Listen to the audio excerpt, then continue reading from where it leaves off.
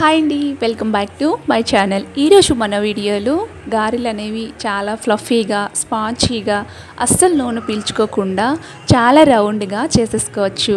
మరి అది ఎలాననేది ప్రాసెస్ని ఇప్పుడు చూసేద్దాం. ముందుగా అయితే తొక్కతో ఉండే మినపప్పుని నేను తీసుకున్నాను. సో నేనైతే 3 కప్పుల వరకు మినపప్పు తీసుకొని దీన్ని నిండుగా నీళ్లు పోసుకొని ఓవర్ నైట్ నానబెట్టేసుకొని మార్నింగ్ అంతా దీన్ని ఇలా నీట్గా క్లీన్ చేసేసుకొని తీసుకున్నాను.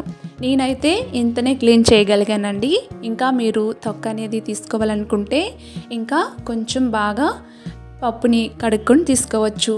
సో ఇప్పుడు వీటిని మిక్సీ జార్ తీసుకొని మిక్సీ జార్లో వేసుకొని గ్రైండ్ చేసుకోవాలి.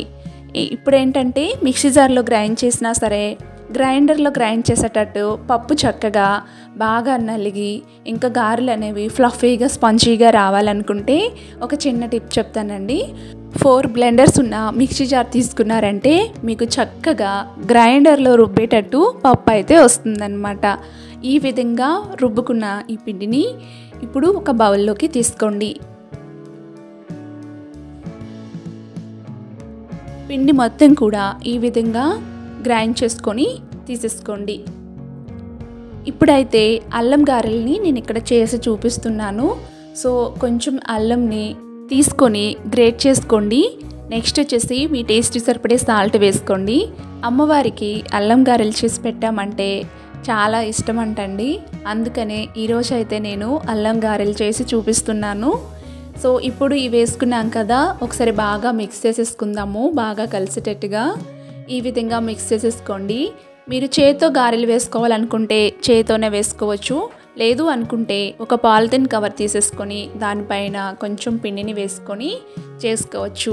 అలా కాదు అనుకుంటే ఇప్పుడు టీ స్ట్రైనర్ ఉంటుంది కదా, అది వాటర్లో ఒకసారి ఇలా తడుపుకొని నెక్స్ట్ ఈ విధంగా చిన్న చిన్న పిండిని తీసేసుకొని ఇలా వాడల్లా ఒత్తేసుకొని వేసుకోవచ్చు.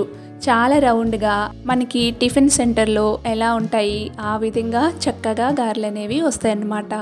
సో ఇలా చేసుకొని 3-5 సరిపడే ఆయిల్ని పెట్టేసుకొని ఆయిల్ అనేది హీట్లో ఉండాలి.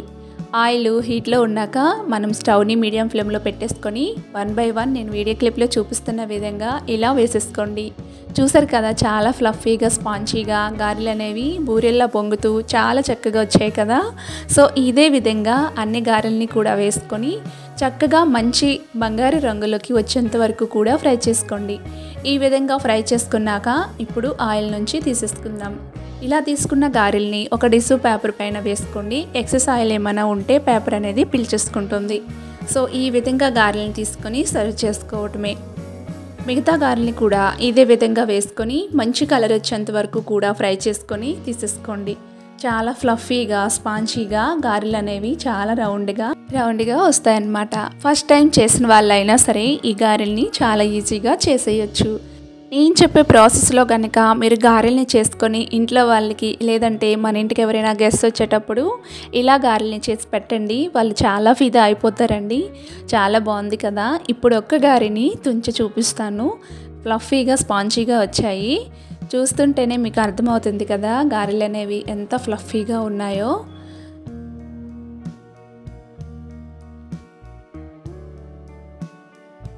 చాలా సాఫ్ట్గా ఉంటాయన్నమాట. బయట క్రిస్పీగా లోపల సాఫ్ట్గా ఎంతో టేస్టీగా ఉండే మరి అల్లం గారెల రెసిపీ మీరు చూసారు కదా. మీరు కూడా తప్పకుండా ట్రై చేయండి. ట్రై చేసి మీ ఫీడ్బ్యాక్ని నాతో షేర్ చేసుకోవడం మర్చిపోవద్దు. వీడియో కనుక నచ్చినట్లయితే లైక్ చేసి షేర్ చేసి అలాగే మరెన్నో టేస్టీ వెరైటీ రెసిపీస్ కోసం నా ఛానల్ని సబ్స్క్రైబ్ చేసుకొని పక్కనే ఉన్న బెల్ బటన్ని క్లిక్ చేసుకోండి.